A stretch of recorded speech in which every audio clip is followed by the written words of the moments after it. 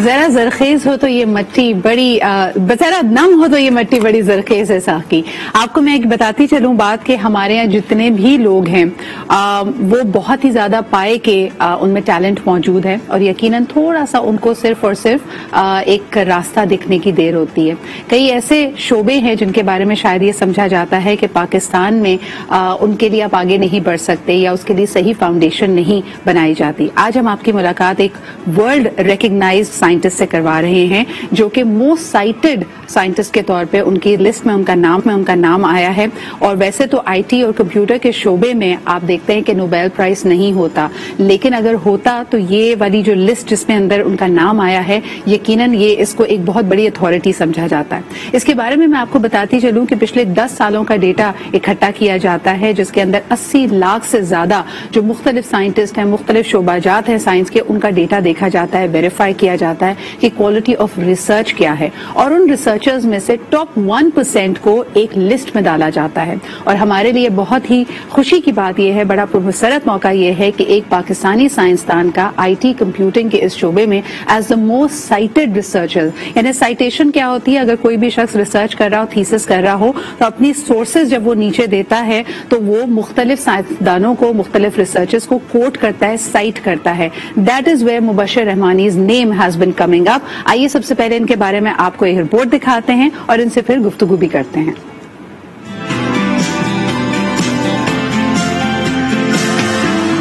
دنیا کے بہترین محققین کی فہرست میں پاکستان کے کمپیوٹر سائنسدان مبشر حسین رحمانی کا نام بھی شامل ہو گیا ہے. بس اس خبر کا آنا تھا کہ ہر طرف مبشر رحمانی کا نام گونجنے لگا اور کبھی پاکستان کی وزارت سائنس اور کبھی پاکستان میں امریکی سفارت خانے کی طرف سے مبشر رحمانی کو مبارکبادیں ملنا شروع ہو گئیں. مبشر رحمانی کہتے ہیں کہ اس وقت دنیا میں سائنس کے 18 سے 20 ہزار کے قریب جرنل ہیں. کیئر یونٹ انہیں کنٹرول کرتا ہے اور ہر سال ان کا امپیکٹ فیکٹر بھی ایشو کرتا ہے کہ ان کی کوالٹی کیسی ہے. اس سال جو انہوں نے پوری دنیا میں آج سے لے کر پچھلے 10 سال تک جتنے بھی محققین اور سائنسدان ہیں جو کہ تقریباً 80 لاکھ بنتے ہیں, ان کا ڈیٹا اکٹھا کیا اور پھر دیکھا کہ انہوں نے 10 سال کے اندر کیا کیا ریسرچ کی ہے. مبشر رحمانی کے مطابق اس مرتبہ جن 5 افراد کو نوبیل پرائز ملے ہیں وہ بھی اس ہائیلی سائٹڈ ریسرچرز کی لسٹ میں شامل ہیں.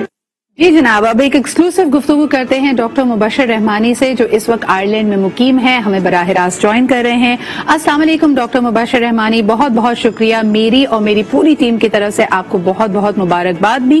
مجھے یہ بتائیے کہ سب سے پہلے یہ مبارکباد کا سلسلہ سوشل میڈیا پہ شروع ہوا, فیس بک پہ. ہم دیکھتے ہیں کہ منسٹری کی طرف سے, مختلف کاؤنسلز کی طرف سے, ایمبیسیز کی طرف سے آپ کو مبارکباد ملنی شروع ہوئی, اور پھر مجھے بعد میں پتہ یہ چلا کہ آپ خود کیونکہ سوشل میڈیا میں نہیں ہے تو یہ آپ کے لیے بھی اتنا ہی بڑا سرپرائز تھا جس طرح لوگ آپ کو مبارکباد دے رہے تھے. کیا کہیں گے آپ؟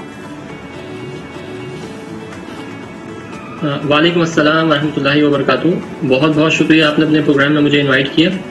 جی بالکل, میں فیس بک پہ نہیں ہوں اور فیس بک پہ during my P H D میں نے اس کو چھوڑ دیا تھا کیونکہ مجھے فوکس کرنا تھا کام پہ. البتہ میں ٹویٹر اور لنکڈ ان پہ ہوں اور اس پہ تھوڑی بہت ایکٹیویٹی ہے.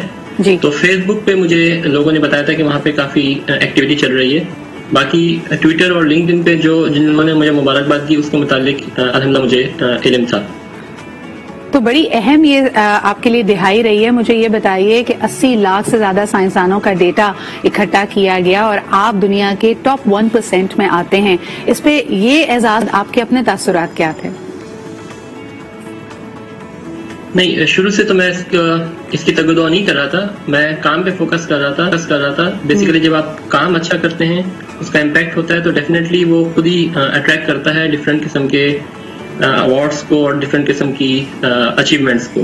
تو میرا کوئی پہلے سے یہ ٹارگیٹڈ پلان نہیں تھا. البتہ یہ ضرور ہے کہ میں نے کہا تھا کہ میں اپنی فیلڈ کے اندر اعلیٰ سے اعلیٰ مقام پیدا کروں گا. ابھی بھی ہماری فیلڈ کے اندر بہت ساری ایسی چیزیں ہیں جو کہ میں اچیو کرنا چاہوں گا. مثال کے طور پر لانگ ٹرم میں آئندہ 10 سال 20 سال میں اگر مجھے ٹیورنگ ایوارڈ ملے اس کے لیے بندہ خیال کر سکتا ہے کیونکہ کمپیوٹر سائنس کے شعبے کے اندر نوبل پرائز نہیں ہوتا. تو یہاں پہ جو چیزیں ہوتی ہیں, مثال کے طور پر IEEE فیلو ایک بہت بڑی ڈیزگنیشن ہے. میں اس وقت IEEE سینئر ممبر ہوں. 2015 میں جب میں پاکستان میں تھا تو اس وقت میں بن گیا تھا الحمدللہ. تو اس کے بعد اگر آپ کنسسٹنٹلی 8-10 سال تک کام کرتے ہیں اور اپنی انٹرنیشنلی اپنے آپ کو ریکوگنائز کروا لیتے ہیں تو پھر 0.1% کے اندر IEEE آپ کو IEEE فیلو کے ایوارڈ سے نوازتی ہے.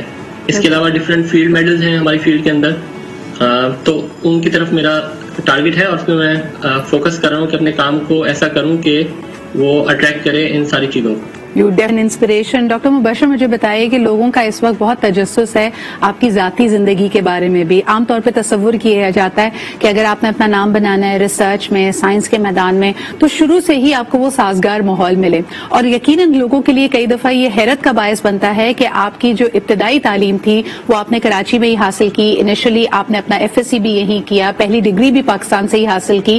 تو مجھے بتائیے کہ کبھی اندازہ تھا کہ اتنی شہرت ملے گی اور اللہ تعالیٰ اتنی عزت سے آپ کو نوازے گا؟ FSc تک تو ایسی کوئی بھی ذہن میں خیال نہیں تھا. ایون جب میں میٹریکولیشن کر رہا تھا تو اس وقت بھی یہ چیزیں ذہن میں نہیں تھی, اور میں بہت ہی نارمل قسم کا جو اسٹوڈنٹ ہوتا ہے وہ تھا. اور میں شکریہ ادا کرنا چاہوں گا اپنی بہنوں کا, اپنے والدین کا, کہ انہوں نے مجھے خوب موٹیویٹ کیا کہ بھائی دیکھو تم پڑھو گے, پڑھائی کے راستے پہ چلو گے تو پھر آگے جو ہے نا اس میں تمہارا بھی فائدہ ہے, ملک و قوم کا بھی فائدہ ہے. تو ان کی موٹیویشن کے تحت پھر میں نے 8ویں کلاس سے ایکچولی دل لگا کے سمجھ کے پڑھنا, یعنی 8ویں کلاس سے تو پہلے آپ بیسیکلی رٹا کلچر ہوتا ہے نا آپ کا, تو 8ویں کلاس سے پھر میں نے چیزوں کو سمجھنا شروع کیا. اور مثال کے طور پہ کوئی ایسے لکھنا ہے تو میں نے سوچا کہ اس کو ایسے کو میں رٹا کیوں لگاؤں, میں کیوں نہ اپنی انگریزی اتنی امپروو کروں کہ میں ایسے اپنی انگریزی میں لکھوں. تو اس طریقے سے پھر میں نے اپنی موٹیویشن ڈیولپ کی, اور شکریہ میرے والدین کا, بہن بھائیوں کا, جنہوں نے مجھے موٹیویٹ کیا. اچھا, اس کی بعد کی کہانی اب اپنے ویورز کے لیے آپ کو بتاتے چلیں کہ ڈگری حاصل کرنے کے بعد, ابتدائی گریجویشن کرنے کے بعد آپ نے 1 سال کراچی میں نوکری بھی کی, اور جس طرح کے ہم دیکھتے ہیں کہ اپر مڈل پروفیشنل کلاس جو ورکنگ کلاس ہے ہمارے ملک میں, ان کے لیے تصور بھی کرنا کہ باہر وہ پڑھنے کے لیے جا پائیں گے, بھاری بھاری فیس ادا کر پائیں گے, یہ بڑا مشکل اور یہ بڑا دور خواب لگتا ہے. لیکن پھر الحمدللہ آپ کو higher education commission of Pakistan کی طرف سے باقاعدہ اسکالرشپ ملی, وظیفہ ملا, آپ فرانس گئے, اور اس سے پہلے مجھے یہ پتا ہے کہ آپ نے 6 مہینے فرانسیسی زبان سیکھنے کا بھی ارادہ کیا, اور اس کو پہلے آپ نے پہلے سیکھا اور پھر آپ وہاں گئے. لیکن 2012 میں شاید آپ نے ایک بار ارادہ کیا تھا کہ آپ پاکستان واپس نہ آئیں, اس کے بارے میں ہمیں کچھ بتائیے گا.